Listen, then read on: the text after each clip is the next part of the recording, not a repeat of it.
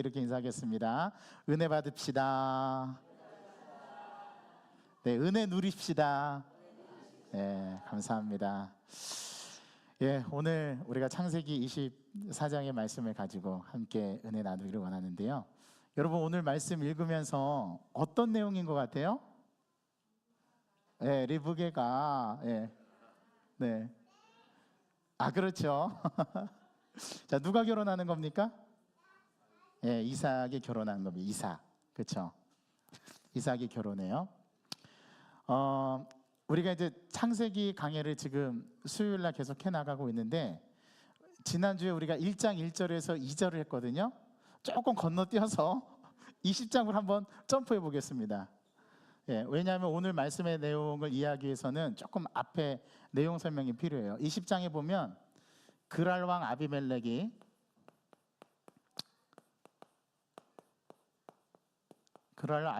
나오는데요. 이 아비멜렉이 누구냐면 그랄의 왕이었어요. 왕이었는데 아브라함과 그의 아내 사레가 이제 그 기근이 들어가지고 이제 그랄 지방으로 이렇게 피신해 가게 됩니다. 먹고 살기 위해서. 그때 그랄 왕을 다스렸던 왕의 이름이 아비멜렉이었는데요. 그 아비멜렉이 이 사라의 모습을 보고 너무 아름다워가지고 이제 아내로 삼는 장면이 나오는데, 이때 아브라함이 이 자기 아내 사라를 누구라고 소개를 하죠? 누이라고 소개합니다. 그런데 이 사건이 이미 12장에 한번 나와요.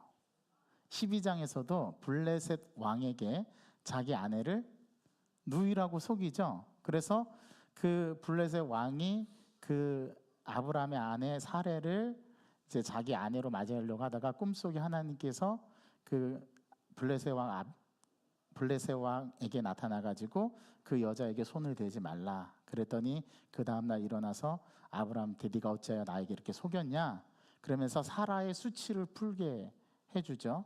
그런데 이런 똑같은 사건이 이미 12장에 있었는데 20장에 와서 아브라함이 또 한 번 자기 아내를 누이라고 속입니다. 예. 그러니까 똑같은 내용이 20장에 나오고, 21장에서 드디어 누가 출생을 합니까? 예, 아브라함과 사라 사이에 누가 태어나냐면 이삭이 태어나죠. 그리고 22장에서 하나님께서 백세에 주셨던 이 독자 이삭을 어떻게 하래요? 예, 이삭을 뭐로 바치래요? 예, 번제로 바치라고 합니다. 기억나십니까? 예. 제가 부임하고 나서 부임할 때 그 설교가 요거였는데 기억나시는지 모르겠네요. 하나님 참 야속하시죠? 아니, 백세 줘놓고 도로 그 다음에 바로 달래요 또. 네, 우리 하나님이 정말 야속하게 그 아들, 하나밖에 없는 아들을 달라고 하는 사건이 바로 이삭 번제 사건입니다. 그리고 나서 23장에 가서 누가 죽냐면 이삭의 엄마 누가 죽어요? 네, 사라가 죽어요. 사라가 죽어서 엄마 잃은 그 아들의 슬픔이 너무 이제 슬퍼했는데, 24장에 가니까 이제 아브라함이 나이가 많아서 그 죽음을 앞두고 있었어요. 그런데 지금 자기 아내도 아내가 먼저 죽었잖아요. 그러니까 이제 아브라함한테는 온통 걱정거리가 하나가 있는 거예요. 무엇일까요? 아들 이삭. 이삭을 결혼을 시켜야 되겠는데 결혼할 처자는 나타나질 않고, 그래서 아브라함이 자기가 죽을 날이 가까운다는 걸 직감하고 특별한 조치를 내립니다. 그 조치가 뭐냐면 내 아들을 위해서 늙은 종을, 자기 밑에 있던 늙은 종을 보내는데, 그 늙은 종을 통해서 어디로 보냐면 고향으로 보내가지고 이 가나안 땅에서 아내를 택하지 말고 고향으로 가서 내 아들 이삭을 위해서 아내를 데려오라 라는 명령을 내립니다. 그래서 24장에서 아브라함이 늙은 종을 보내죠. 여기서 늙은 종은 누구였냐면 이 아브라함의 모든 소유를 맡아 관리하는 사람. 여기서 장로라는 말이 나왔어요. 프레스바이테리언이라는 장로라는 말이 나왔는데, 오늘날 장로교회의 장로 제도, 장로가 여기서 나옵니다. 그래서 구약 성경에 최초로 장로로 언급되는 게 여기에서 나와요. 아브라함이 그 늙은 종 장로를 이제 고향으로 보내는데, 오늘 이제 우리가 읽지는 않았는데 24장의 배경이 이렇습니다. 우리 24장 1절을 한번 성경을 편 김에 한번 찾아서 읽어볼까요? 앞에 1절 한번 읽어봅시다. 시작. 아브라함이 나이가 많아 늙었고 여호와께서 그에게 범사에 복을 주셨더라. 2절. 아브라함이 자기 집 모든 소유를 맡은 늙은 종에게 이르되 청하건대 내 허벅지 밑에 손을 넣어라 해서 맹세를 시키면서 어떤 명령을 하냐면, 야, 이 가나안 땅에서 내 아들 이삭을 위해서 아내를 택하지 말고 내 고향으로 돌아가서 아내를 택하라. 그렇게 맹세를 시킵니다. 그래서 24장에서 아브라함을 통해서 누가 결혼을 하냐면 이삭이 결혼을 해요. 자, 여기까지 따라오셨습니까? 자, 그리고 25장에서 드디어 누가 죽습니까? 예, 아브라함이 죽습니다. 자, 창세기 가장 가운데 있는 장은 몇 장입니까? 50장이니까 25장이죠. 25장에서 누가 죽어요?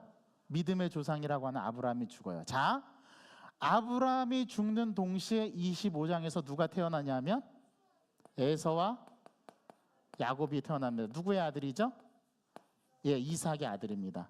자, 이삭이 결혼을 해서 바로 에서와 야곱을 낳아요. 예, 오늘 이제 이따가 말씀에서 살펴보겠지만 이삭이 결혼하는 나이가 언제였냐면 그 나이 40세. 40세에 그의 아내 리브가를 맞아들입니다. 자, 창세기의 가장 중간 25장에 위대한 인물 아브라함이 죽고 그의 손자 에서와 야곱이 태어나죠. 약속의 씨. 그리고 26장에서 이삭이 세계의 우물을 팝니다.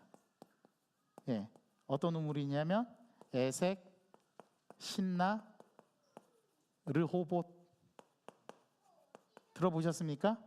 예, 르호봇은 많이 들어보셨죠? 자, 에색 다툼, 신나 대적함. 자, 마지막에 르호봇은 장소가 넓음. 그래서 다툼이 없어지죠. 그래서 세계의 우물을 판 다음에 27장에 가서 이삭이 뭐 합니까? 그 아들 야곱을 축복하죠. 그리고 28장에서 야곱이 어떻게 합니까? 도망갑니다. 예. 29장에서 야곱이 아내를 만나서 결혼하죠. 자, 그러니까 20장 전체는 누구의 이야기냐면 이삭의 이야기입니다. 자, 그러면 10장 때 나오는 이야기는 누구의 이야기일까요? 아브라함의 이야기겠죠. 제 창세기는 4명의 인물의 이야기가 다 전개가 된다고 했잖아요. 누구? 아이야요. 기억하십니까? 아이예요, 아이야요. 예. 아브라함, 이삭. 자, 20장 때가 이삭 이야기니까 30장 때는 누구의 이야기일까요? 야곱이죠. 40장 때는 요셉. 그렇습니다. 자, 이제 창세기의 전체적인 틀거리를 여러분 다 이해하고 계시네요. 자, 그 중에서 우리가 오늘 집중해야 될 장은 몇 장? 예.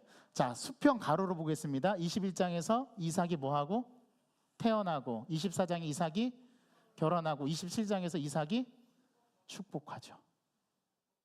예. 21장 때 그 가로를 쭉 가면 이렇게 내용이 전개가 돼요. 그 가운데 오늘은 이삭 결혼에 대한 이야기입니다. 자, 이삭이 결혼할 때 이삭은 뭐 했을까요? 아무것도 안 했나요? 아니요. 뭐 했어요? 오늘 말씀의 제목, 들에 나가 묵상하고 있었을 때 리브가를 만납니다. 자, 우리 아직 결혼 안 하신 분들, 자기 배필은 언제 만나느냐? 주님을 묵상할 때 만납니다. 창세기는 참 재밌는데요. 오늘 이삭이 이제 결혼을 하는데 아브라함이 나이가 많아서 자기의 소유가 거대해지고 부자가 되었어요. 근데 이제 사라가 23장에서 먼저 죽고 아브라함도 슬퍼하고 아들 이삭도 자기에게 하나밖에 없는 엄마잖아요. 엄마를 먼저 잃었으니까 엄청 슬프겠죠. 슬픔 가운데 있었는데 아브라함이 자기 아들도 살리고 아들의 미래도 살리기 위해서 아들의 색식감을 구해오라고 늙은 종을 보냅니다. 근데 늙은 종이 그냥 보냄을 받은 게 아니라 오늘 아브라함이 어떻게 했냐면 아브라함이 병상에 누워있을 때 이 늙은 종을 불러요. 늙은 종을 불러가지고 일단 내 허벅지 밑에 손을 넣어라. 그랬더니 이 늙은 종이 왜 그러냐 그랬더니 네가 오늘 맹세를 해야 되겠다 내 앞에서. 그래서 손을 넣고 맹세를 하는데 아브라함이 조건을 거는데 어떤 조건을 거냐면 너는 내 아들 이삭을 위해서 이 가나안 땅에 있는 여자를 아내로 받아들이지 말고 내 고향 내 족속에게로 가서 아내감을 네가 데리고 와라.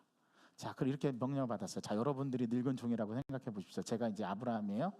자, 가서 내 아들을 위해서 내 고향 땅으로 가서 그 아내감을 데리고 와라. 그럼 여러분 황당하죠. 자, 어떤 부분이 황당합니까? 아니, 당신 말대로 내가 맹세를 한들 가서 여자를 어떻게 찾아요? 그러니까 무작정 가서 찾아야 됩니다. 지금 상황이. 그리고 만약에 제시를 했어요. 나에게는 주인이 있는데 아브라함이라는 주인인데 그 아브라함이 자기 아들 이삭을 위해서 아내를 데리고 오라고 했다. 당신이 가겠습니까? 그 여자가 안 간다고 하면 어떻게 할 거예요? 그게 큰일이죠. 아브라함이 여기까지 생각을 했어요. 그래서 이 늙은 종이 손을 놓고 맹세를 하는데 그 여자가 나를 따라서 당신의 아들에게로 오지 않는다고 하면 어떻게 할까요? 그랬더니 그러니까 어떻게 할까요? 물으면서 그러면 아들을 데리고 갈까요? 그쪽 지방으로. 그랬더니 아브라함이 절대 아들은 데리고 가지 마라. 왜 그럴까요? 왜 데리고 가지 말라고 했을까요? 아시는 분?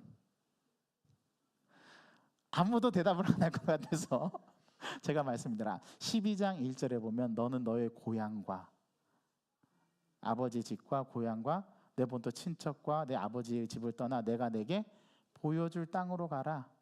내가 너로 큰 민족을 이루고 너를 창대케 해서 너는 모든 사람의 복이 될지라. 너를 축복하는 자에게는 내가 복을 내리고 너를 저주하는 자에게는 내가 저주하리니 모든 민족이 너로부터 나올 것이다 라는 창세기 12장 1절에서 3절 아브라함에게 주신 약속의 말씀이에요. 고향을 떠나라는 말씀을 이루었어요.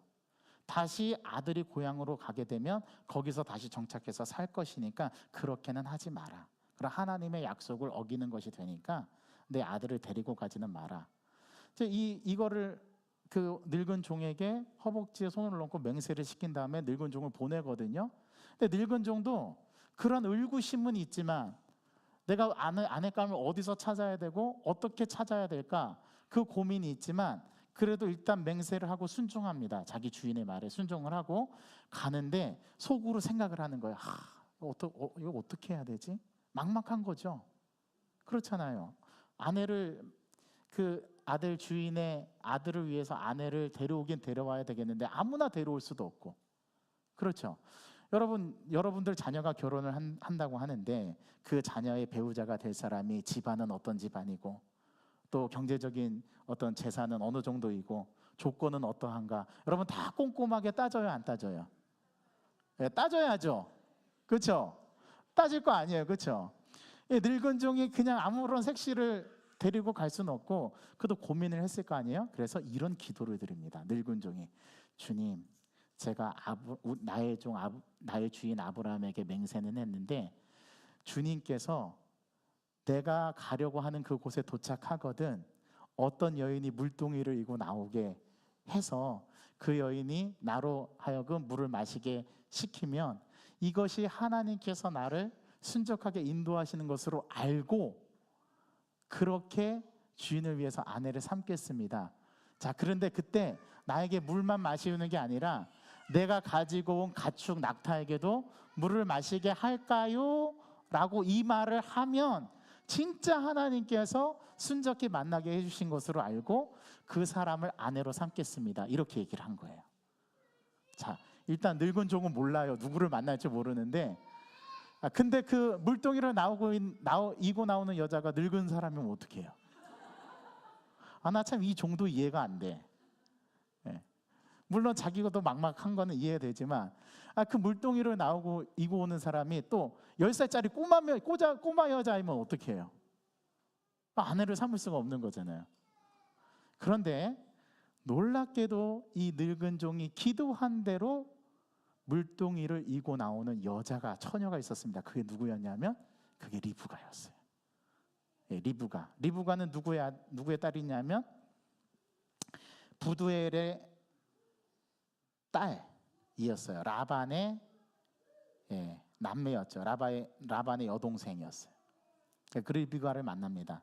그래서 실제로 그 바단 아람 그 집안 고향으로 돌아가 가지고 어느 우물가에 이제 이 늙은 종이 너무 목말라서 누가 물을 마시게 할 수 있는 사람이 오기를 기다렸는데 그때 물동이를 이고 한 여자가 옵니다. 쫄 와가지고 자, 그 늙은 종을 만나죠. 그때 그 늙은 종에게 물을 마시겠습니까 하고 물을 떠서 줘요. 그리고 마시게 하고 또 묻습니다. 이 여자가 당신의 낙타에게도 내가 물을 먹이리까? 그랬더니 진짜 자기가 기도한 대로 그대로 행동을 하는 거예요. 그래서 그 여자에게 어떤 거를 주냐면 은금 폐물을 줍니다. 반세겔 무게의 금 코걸이 1개와 10세겔 무게의 금 손목걸이 1쌍. 그때는 여자들이 코걸이를 했나 봐요. 예, 오늘 코걸이를 하면 참 오늘 여성분들은 좀 안 어울릴 수 있겠는데 그때는 이 코걸이도 하고 손목에 이제 거리도 줬나 봐요. 반세겔 무게의 큰 코걸이 굉장히 무겁거든요. 아마 이게 코가 축 늘어지지 않을까 싶을 정도로. 예. 이 이야기는 뭐냐면은 이게 코걸이를 줬다는 것은 그러니까 하나의 상징적인 의미입니다. 너는 이제 다른 남자의 아내가 될 수 없고 내 주인의 아들의 아내여야 한다라는 그런 의미인 거예요. 자, 목걸이를 준다는 것은 너는 다른 사람에게 시집 갈 수 없고 내 종의 아들에게도 시집 가야 한다라는 어떤 폐물의 의미입니다. 그 리브가가 그 폐물을 받고 돌아가서 자기 아버지에게 이 사실을 알리죠. 그랬더니 그 부두엘이 리브가를 통해서 이 늙은 종을 맞이하고 그 다음에 입 맞추고 환영해주고 환대해줍니다. 이러면서 이제 이야기가 시작이 되는 거죠. 그때 이 늙은 종은 하루바삐 빨리 자기 주인으로 돌아가야 되니까 당장에 그 사실을 먼저 이 아빠한테 얘기를 하죠. 그래서 이 아빠한테 얘기하니까 이거는 내가 결정할 수 없다. 내 딸에게 물어보겠다 해서 리브가에게 물어봅니다. 너 시집 갈래? 이렇게 물어보니까 리브가가 오케이 나 가겠습니다 한 거예요. 예. 그래서 그 아버지가 이 늙은 종이 하도 애원을 해서 이제 그 딸을 보내죠. 이제 보내서 돌아오는 길 가운데 오늘 우리가 봉독한 61절에서 67절의 말씀이 나오는 거예요. 자, 오늘 61절 한번 읽어보겠습니다. 61절 한번 읽어볼게요. 시작.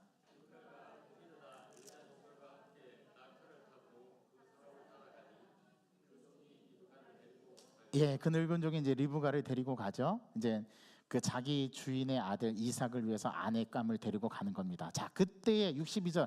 자, 그때에 이삭은 무엇을 하고 있었느냐? 62절 읽어봅니다. 시작.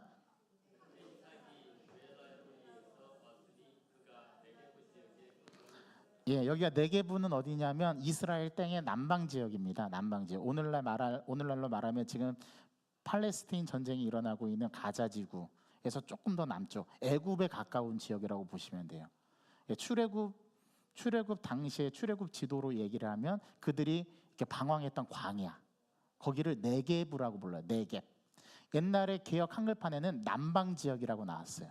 근데 원어의 의미를 살려서 네게부라고 우리는 이제 그렇게 성경이 번역했는데 그 네게부에서 거주했을 때 부엘라 헤로이에서 지금 여기로 이렇게 와가지고 늘 이삭은 무엇을 했었냐면 묵상을 했었어요. 아침에, 점심에, 저녁에 시간을 정해놓고 하나님과 독대하는 시간, 하나님과 만나는 시간을 늘 가졌는데 그 일상 속에서 자, 지금 자기 집안의 늙은 종이 자기 아내감을 구하기 위해서 자기 고향으로 갔다는 사실을 이삭이 몰랐을까요? 알았을까요? 알았겠죠. 그럼 누구를 위해서 기도했겠습니까? 자기 아내 될 사람을 위해서 배우자를 놓고 기도했을까요? 안 했을까요? 저는 오늘 문맥의 정황을 보면 이삭은 기도했습니다. 자, 이삭이 왜 기도했다라는 증거가 또 어디 나오냐 이따 말씀을 드릴 건데요. 아브라함의 아들 이삭은 그 아내감을 데리고 보낸 그 늙은 종이 돌아올 때까지 이 늙은 종을 위해서 배우자를 위해서 기도했습니다. 근데 그 기도의 시간이 언제냐면 오늘 본문에 보니까 저녁 때, 하루 일과 중에 저녁 때 해가 저물 그때에 들에 나가서 뭐 했어요? 해가 지는 석양을 바라보면서 묵상을 했어요. 오늘 강주현 집사님 어디 가셨습니까? 오늘 기도 참 잘하셨는데 이게 은혜가 됐어요. 예, 그 저녁에 석양의 노을을 바라보면서 하나님을 떠올리고 하나님과 대화한 거예요. 그 야상에서, 들판에서. 얼마나 아름다웠을까요? 그리고 이삭은 어떤 사람이냐면 자기 아버지 아브라함의 모습을 보면서 예배하는 방법, 하나님을 섬기는 방법, 하나님께 묵상하는 방법, 하나님과 어떻게 교제해야 되는지를 잘 알았던 사람이었던 것 같아요. 그 때에 따라서 기도했던 대로 묵상을 하고 있었는데, 그때 누가 오는 겁니까? 리브가가 오는 거예요. 자, 리브가가 저 멀리서 한 남자가 들에서 묵상하는 모습을 보고 이 늙은 종에게 묻죠. 저기 저 멀리서 다가오는 사람은 누구입니까? 그랬더니 이 늙은 종이 당신의 주인 아브라함의 아들 누구라고요? 이삭이라고 얘기하죠. 그랬더니 갑자기 리브가가 돌연 360도 변해서 어떻게 합니까? 자기가 쓰고 있던 너울을 싹 가리죠. 예, 이삭이 못 보도록. 예. 오늘 그러한 아름다운 장면이 창세기를 우리 읽어가는데 아마 여러분 이러한 대목이 있는지도 잘 모르셨을 거예요. 근데 이 구절이 굉장히 중요합니다. 왜 중요하냐면 오늘 여러분들에게 제가 묵상에 대해서 좀 말씀을 드리려고 그래요. 여러분, 우리가 삶을 살아가면서 하루하루 삶을 사는데 저희 영광교회에서는 지금 매일 새벽마다 이제 어제까지 골로새서 말씀이 다 끝났어요. 1장부터 4장이 끝나고 이제 다시 잠언으로 넘어가는데요. 내일부터 이제 잠언 말씀, 오늘부터 다시 잠언 말씀이 시작됐죠.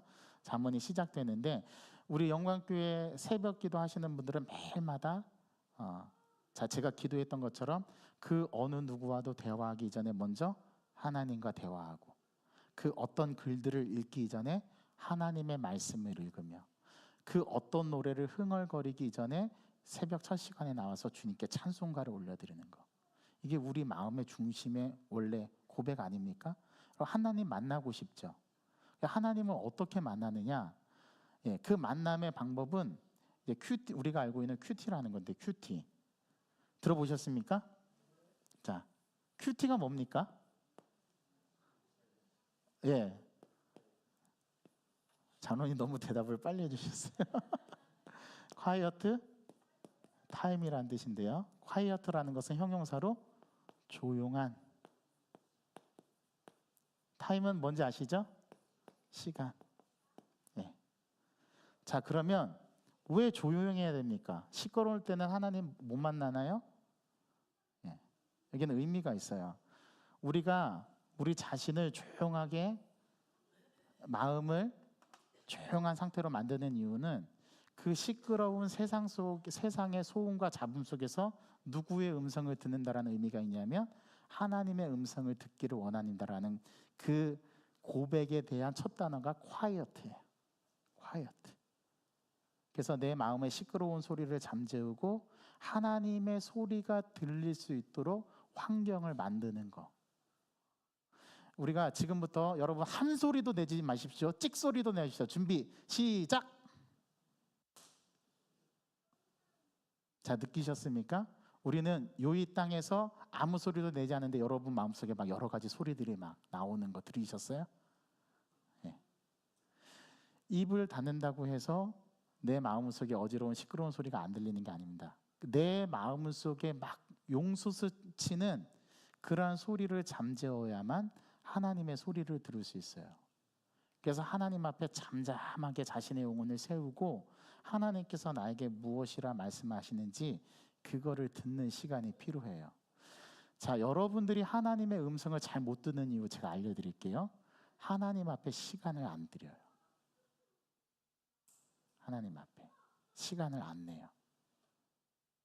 하나님은 지금도 여러분들에게 너 나랑 데이트하자 이렇게 우리를 초청하시는데 여러분들이 하나님의 그 데이트의 초청에 응답을 안 해요. 그래서 큐티는 하나님의 말씀을 듣는 거는 뭐와 싸움이냐면 시간과 싸움이에요. 시간.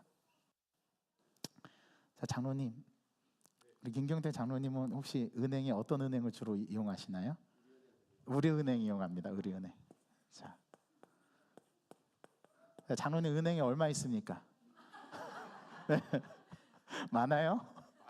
많이 있습니다. 우리 장로님은 가진 게 돈밖에 없습니다. 자, 여러분,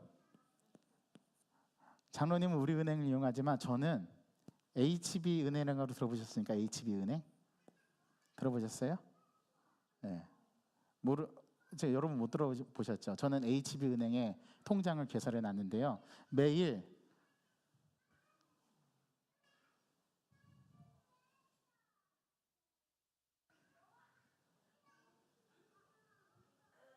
잠시만요. 제가 계산을 좀 해보고요.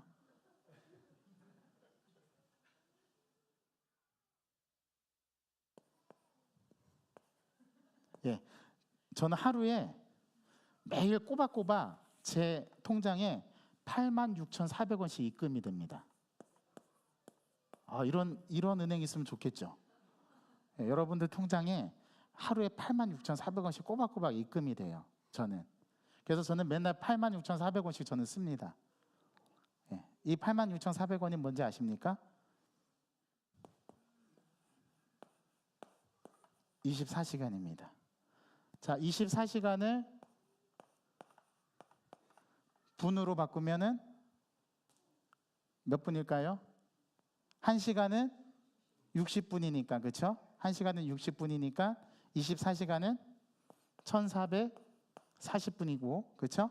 요거를 다시 초로 고치면은 86,400원. 맞습니까? 예. 예. 아닌가요? 맞나? 예, 계산해 보세요. 86,400원이 맞을 겁니다. 그래서 저는 항상 86,400원을 제 통장에 보유하고 있습니다. 지금까지 엄청 많이 쌓였겠죠. 근데 저는 매일매일 써가지고요. 없어요, 통장에. 잔고가 0입니다. 오늘도 다 썼거든요. 자, 여러분 하루 24시간 하나님께서 주셨어요. 그렇죠? 맞습니까? 자, 유구현 목사는 목사님이니까 너한테는 내가 1시간 더 주마. 그래서 저한테만 25시간 준 거 아니죠? 저나 여러분이나 다 똑같이 우리는 다 24시간을 선물로 받았어요. 그렇죠? 자, 장로님 이제 했으니까 우리 김한태 장로님. 자, 김한태 장로님 하루 24시간을 어떻게 쓰는지 제가 오늘 한번 조사를 해보도록 하겠습니다. 자, 김한태 장로님 오늘 하루 동안에 잠자는 시간 평균 몇 시간입니까? 5시간. 예. 자, 24시간에서 5시간 빼면 예. 19시간. 자, 장로님 식사하시죠? 예, 아침, 점심, 저녁 먹는 시간 토탈 한 평균 잡으면 얼마 정도 될까요? 1시간? 예, 1시간. 자, 그럼 밥 먹는 시간 1시간. 자, 빼면은 18시간. 자, 이제 의사시니까 일을 하셔야 되죠. 그렇죠? 예, 주로 이제 병원에서 이렇게勤務하고 일 보는 시간 몇 시간입니까? 하루 평균? 7시간. 11시간. 예, 일하는 시간 7시간. 그러니까 11시간 남았네요. 그렇죠? 장로님 혹시 TV 보십니까? 네, TV 본다고 치고 여러분 다 드라마 보시죠? 예, 요즘에 재밌는 드라마가 뭡니까? 좀 알려주십시오. 전 TV가 없어서. 예, 요즘 어떤 드라마가 재밌어요? 아, 다들 안 보는 척 하시는데 조사하면 다 나옵니다. 자, 친구 만나야죠. 친구, 그렇죠? 주변에 뭐 사람들 만나야죠. 예, 그럼 뭐 사람들 만나는 시간 한 2시간. 그러면 몇 시간입니까? 9시간. 자, TV도 드라마도 봐야죠. TV 드라마 보는 시간 2시간. 그러니까 7시간. 자, 도대체 언제 하나님 만납니까, 여러분? 예. 내가 할 거 다 하고 나서 하나님 만나려고 하면 못 만나요. 그래서 큐티는 뭐냐면 말씀 묵상은 시간의 11조를 하나님께 드리는 겁니다. 자, 24시간 주셨으니까 하나님께서 나랑 1시간만 만나줄래? 여러분 이 1시간 못 내시겠어요? 근데 못 내요 우리가. 이게 문제예요. 하나님 만나려면 말씀을 읽고 그분이 나를 향하신 뜻이 무엇인가를 알아야 되는데 내가 아침에 일어나면 내가 할 거 다 하고 그런 다음에 기도해야지 그러면 기도 못 합니다. 내가 할 거 다 한 다음에 하나님 만나야지 그럼 못 만납니다. 그래서 아예 첫 시간에 떼어서 하나님께 드리는 거예요. 네. 그게 뭐냐면 그게 새벽 기도입니다. 네. 여러분 새벽 기도 하라는 말씀 절대 아니에요. 네. 내가 있는 곳이 어디든지 가장 첫 시간을 하나님 앞에 떼어서 드리는 거, 그게 진짜 하나님 만나려고 하는 우리의 기본적인 태도라는 거. 오늘 이삭은 자기 아내 리브가가 돌아오기까지 무엇을 했냐? 들에서 묵상했답니다. 어제나 저제나 올까? 내 늙은 종이 언제 내 아내감을 데리고 올까? 그것을 기대하면서 날마다 시간을 정해놓고 묵상했대요. 그 묵상할 때 리브가를 만나게 됩니다. 여러분, 우리가 하나님을 언제 만나냐 하면요, 하나님을 만나려고 시간을 내고 하나님 앞에 드릴 때. 이제 너무 급하면은 하나님께서 우리가 그런 시간을 내지 않아도 하나님 만나 주실 때가 있어요. 하나님 보시기 워낙 급하니까 우리한테. 그래서 여러분, 우리가 하나님을 만나려고 하는데 내 할 거 다 하고 하나님 만나려고 하면 우리가 만나지 못한다라는 거. 그래서 어떻게 하는 거냐? 여러분, 하나님께서 한 시간도 요구하지 않으세요. 나랑 5분을 만나더라도 좀 제대로 만날 순 없겠니? 하나님이 이렇게 우리에게 물으시는 거예요. 내가 너한테 하루 24시간 주었잖아. 이거 다 네 마음대로 써. 근데 그 중에서 딱 30분만 나랑 좀 얘기하자. 이게 하나님의 우리를 향하신 데이트 신청이에요. 그런데 우리가 이걸 외면하는 거죠. 여러분, 30분, 우리 차 한 잔을 마셔도 30분은 기본이지 않습니까? 그렇죠? 커피 한 잔을 마셔도 30분은 기본이에요. 근데 하나님 위해서 30분 못 낸다? 그거는 하나님이 여러분들이 마시는 커피에 밀려나는 거예요. 우리 하나님을 그렇게 취급하고 있지는 않는지, 저와 여러분이 말이죠. 더구나 하나님의 자녀라고 하는 저가, 여러분이 하나님을 대하고 하나님을 취급하는 방식이, 하나님 저 바빠요. 제발 저 좀 가만히 내버려 두세요. 내가 나중에 만나 드리겠다니까요. 이런 태도 아닙니까 혹시? 그렇다면 우리가 정말 하나님을 잘못 취급하는 겁니다. 하나님은 그렇게 만홀히 여김을 받으실 만한 분이 아니세요. 우리가 왜 새벽에 첫 시간에 만나야 되냐? 우리가 잠을 잘 때 우리 두뇌가 어떻게 되냐면 알파파가 돼요. 가장 이제 흔히 의학적으로 말하면 코마 비슷한 상태, 가장 안정을 추구하는 상태랍니다. 그런데 이게 잠에서 딱 깨어나면 그 알파파가 바로 베타파로 바뀌어요. 그래서 이제 각성을 하는 거죠, 우리가.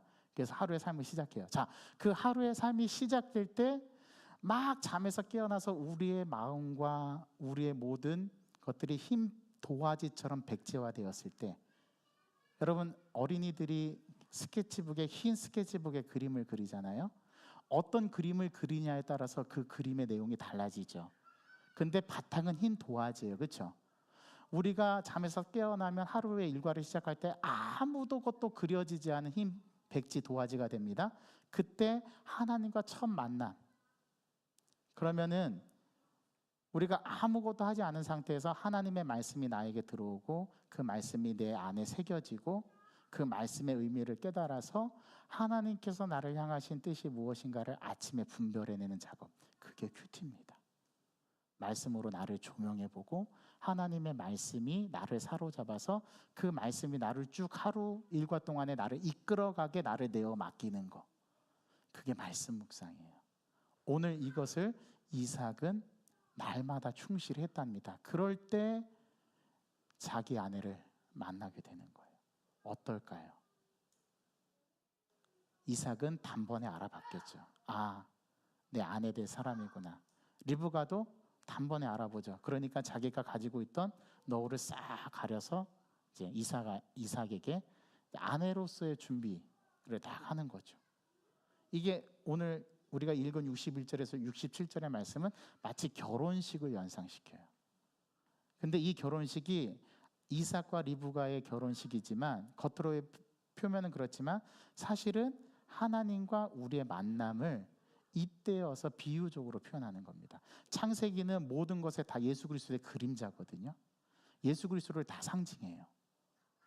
오늘 리브가를 맞이하는 이삭의 이 광경도 하나님과 우리 사이의 관계를 설정해 줍니다. 여러분, 우리가 하나님께서 우리에게 주신 24시간 중에 나는 과연 얼마만큼 하나님을 위해서 시간을 떼어놓고 있는지 한번 여러분들 생각을 해보시면 좋을 것 같아요.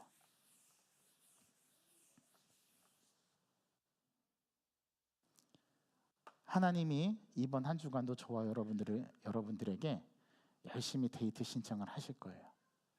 그러면 여러분들이 그 데이트에 응해 주시기를 바랍니다. 하나님, 저 여기 있어요. 저도 하나님 만나고 싶었어요. 하나님, 저에게 말씀해 주세요. 저를 깨닫게 해 주세요. 제가 하나님과 더 친밀해지게 도와주세요. 그래서 이 세상의 어떤 것보다도 하나님 외에 더 소중한 가치가 없다라는 것을 내 입술로 고백하게 해주세요. 그래서 이번 한 주간은 지난주보다 더 하나님과 가까운 그런 친밀한 교제를 못 나눴다면 이번 주에는 하나님과 더 친밀한 교제를 나누기를 원합니다. 여기에는 내 남편도 방해할 수 없고 내 아내도 방해할 수 없고 하나님과 나와의 아주 은밀한 독대하는 시간, 이 시간이 우리들의 삶에서 꼭 있어야 합니다. 더구나 이 험난하고 어려운 시대를 살아가는 우리들에게는 하나님이 우리 인생의 나침반이고 하나님께서 우리의 길을 조명해 주시는 그런 헤드라이트와 같은 역할을 해주세요. 그런데 우리가 그 하나님의 뜻을 분별하지 못하고 그 빛을 비춰주시는 그 길을 우리가 보지 못한다? 이것만큼 영적인 무지와 영적인 목매함이 없는 거죠. 하나님 만나고 싶으시죠? 그렇다면 우리의 관점과 태도를 바꿔야 됩니다. 내가 24시간 중에서 모든 걸 다 쓰고 하나님을 만날 것이 아니라 아예 시간을 떼어서 먼저 하나님께 드리는 거예요. 제 지난주 일주일 동안의 삶 속에서 제가 하나님 앞에 고백했던 것 중에 하나가 저희 하루에 3번을 정했어요. 제가 아침에 출근하자마자 먼저 이 예배당에 나와서 기도하고, 이게 이제 아침 기도예요, 저한테는. 그리고 저는 찬양을 한 곡 올려드립니다. 요즘에 제가 즐겨 부른 찬양이 주 여호와는 광대하시도다. 주 여호와는 광대하시도다. 그 거룩한 하나님 성에서, 맨날 이 앞자리에 나와서 제가 날마다 부르는 찬양. 아침에는 그 찬양을 불러요. 점심 때는 점심 먹고 와서 이제 교회 오면 다시 또 예배당에 앉아서 또 점심 기도를 드립니다. 그때 드리는 찬양은 하나님은 너를 지키시는 분, 나나나나나, 이렇게 그 찬양 제가 점심 때 자주 드리는 찬양이에요. 저녁에는 이제 모든 제가 업무를 마치고 이제 퇴근할 때 하나님 앞에 또 나와서 기도드립니다. 그때도 하나님 앞에 찬양 올려드려요. 어제도 찬양을 드렸습니다. 퇴근하기 전에 우리 어제 하장로님하고 이제 마지막 주보를 하고 나서 이제 하장님 가시고 또 제가 다시 교회 와서 어제 저녁 기도를 하고 갔는데, 오늘 예배를 위해서 또 여러분들을 위해서 가정을 위해서 제가 어제 기도하고 찬양 올려드리고 갔는데, 이 3번의 하나님과의 만남이 저한테는 가장 행복한 시간이에요. 그 어느 누구에도 방해받지 않고 하나님과 친밀한 교제를 나누는, 이렇게 교제를 하면서 살아가도 때로는 제가 하나님을 놓치고요, 때로는 제 마음대로 살아가고요. 저도 그래요. 근데 이게 1번 쌓이고 2번 쌓이고 3번 쌓이고 4번 쌓이고 누적이 되잖아요. 그때는 진짜 히브리서 11장에 나오는 말씀처럼 세상이 감당할 수 없는 사람이 됩니다. 우리 영광교회 모든 성도분들은 다 그런 분들이 되었으면 좋겠어요. 여러분, 대림절 2번째 주간 우리가 맞았습니다. 2번째 주간의 주제는 뭐라고요? 회개입니다. 회개. 이번 한 주간은 삶을 살아갈 때 여러분, 하나님께서 여러분들의 죄를 생각나게 하셔서 하나님께서 여러분들의 그 회개를 통해서 영광 받으시고 여러분들이 새롭게 빚어지고 새로운 존재로서 다시금 하나님 앞에 결단하는 마음으로 한 주를 살아가는 저와 여러분 되기를 간절히 바랍니다. 여러분, 늙은 종이 그 이삭의 아내를 데려오기 위해서, 구하기 위해서 가 있는 동안 이삭은 뭐 했다고요? 묵상했습니다. 자, 그 묵상했다라는 그 결과가 어떻게 나오는지 한 구절 말씀을 읽고 오늘 말씀을 맺겠습니다. 25장의 말씀입니다. 25장 19절 20절 한번 우리 큰 소리로 한번 읽어보겠습니다. 시작. 아브라함의 아들 이삭의 족보는 이러하니라. 아브라함이 이삭을 낳았고 이삭은 40세의 리브가를 맞이하여 아내를 삼았으니 리브가는 바다다람의 아람 족속 중 부두엘의 땅이요 딸이요 아람 족속 중 라반의 누이더라. 네. 그렇게 40세에 아내를 만났습니다. 그때 뭐가 했다고요? 묵상하였더라. 묵상. 여러분, 말씀 묵상의 힘은 여기 있습니다. 묵상을 하면 그동안 하나님의 뜻을 알지 못했던 것을 알게 되고요, 하나님께서 나에게 원하시는 것이 무엇인지를 깨닫게 되고요, 말씀 묵상을 통해서 내가 오늘 하루를 어떻게 살아가야 될지가 분명하게 일사불란하게 정리가 되는 그런 경험을 하시게 될 거예요. 이 말씀 묵상, 이 시대에 주신 마지막 1%의 가능성, 이제는 이 땅 가운데 살 소망이 없어요. 한 가지밖에 없어요. 하나님 말씀 붙든 것밖에 없습니다. 하나님 말씀을 붙들고 살아가야지만 우리가 승리하는 삶 살 수 있습니다. 그런 삶 살기를 바라서 오늘 같이 이 말씀 나누었습니다. 기도하겠습니다. 하나님 아버지, 감사합니다. 오늘 이 오후 시간에 저희들이 점심을 먹고 나서 다시금 한 주간을 살아가는 일상으로 돌아가기 전에 오늘 이 오후 예배를 통해서 우리가 하나님 어떻게 붙들어야 되는지, 대림절 두 번째 주간은 어떻게 살아야 하는지, 오늘 그 힌트를 말씀 묵상이라는 것에서 우리가 그 힌트를 얻습니다. 하나님, 아브라함의 아들 이삭이 결혼하기 전에 하나님께서는 그 늙은 종을 통해서 이삭의 아내를 데려오게 할 때 그 이삭은 들에서 하나님 앞에 정해놓은 시간에 묵상했다라고 오늘 성경은 가르쳐 줍니다. 하나님, 우리가 말씀 묵상을 통해서 하나님께서 우리에게 분별하는 은혜를 주시고 그 말씀을 붙들고 살아갈 때 하나님과 더 가까워지는 삶을 살아감을 통해서 우리가 하나님의 뜻을 분별하고 그 믿음 가운데 살아갈 수 있도록 저희들을 붙들어 주시고 인도하여 주옵소서. 하나님, 우리가 하루에 주신 시간 중에서 모든 것을 다 내 뜻대로 산 다음에 주님을 만나려고 할 때는 우리가 그 시간을 하나님 앞에 드릴 수 없다라는 거 짧은 지혜로 배웁니다. 하나님, 그래서 우리가 먼저 하나님 앞에 시간을 떼어 드릴 수 있는 그 믿음을 저희들에게 허락해 주시옵시고, 내일부터 먼저 잠에서 깨어나면 주님과의 대화, 주님과의 만남이 가장 우선시 되는 그러한 우리의 인생 될 수 있도록 인도하여 주옵소서. 이제는 우리를 죄악 가운데서 구원해 주신 우리 주 예수 그리스도의 은혜와 하나님 아버지의 그 무한하신 사랑과 성령님의 감화 감동하시며 교통케 하시는 역사가 오늘 이삭이 자기 아내를 맞이할 때에 무엇을 하고 있었는지 우리에게 깨우쳐 주시며, 우리가 이러한 삶을 살아가기를 결단하면서 우리도 묵상을 통해 주님을 만나고 주님의 음성 듣고 그렇게 살아가기를 결단하고 다짐하는 우리 영광교회 모든 권속들과 그들의 자녀와 가정과 일터와 직장 위에 생활 가운데 이제로부터 영원토록 함께 계시옵기만을 간절히 축원하옵나이다. 아멘.